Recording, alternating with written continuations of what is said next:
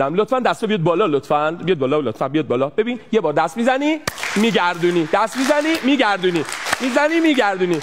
ماشاءالله. آخ می دلبر چی کاریزما دار، نه دلبر هزاران قل و والله دار، نه دلبر تموم شهر خاطر خودار. نه بسه خیلی خیلی ممنونم. دست معمولی بزنید حالا. آره ما مازندرانی ها با کشتی عجین هستیم، یعنی کشتی تو خون ماست. به افتخار همه پهلوانای کشتی دست بزنید.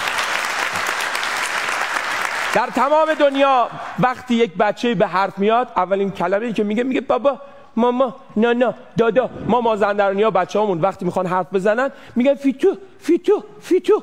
یه بچه مازندرانی رو میخواید پوشکش رو عوض بکنید قشنگ از کتوکول میافتید، به خاطر اینکه 17-18 نفر با دست این بچه رو بگیرن، چون یه بچه مازندرانی تو خاک امتیاز نمیده. بازم چکره. بله تمام بچه‌های دنیا میخوان یه آهنگی براشون بزنن به عنوان لالایی، مثلا یه همچین چیزی میزنن که مثلا تقلب بکنم. عروسک خوشگل من بشی کنار دل من، شب شد لالا کن، شب شد لالا کن. ولی یه بچه مازندرانی موقع خواب چقدر هست، بدبدن هست، عنواندار هست، آمده در یک آوردگاه بزرگ سروری کنه. 3 ثانیه، 2 ثانیه، 1 ثانیه و تمام هست، تمام هست.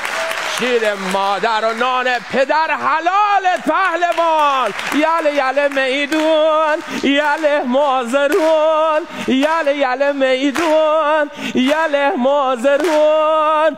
حسن یزدانی پلنگ ایرون.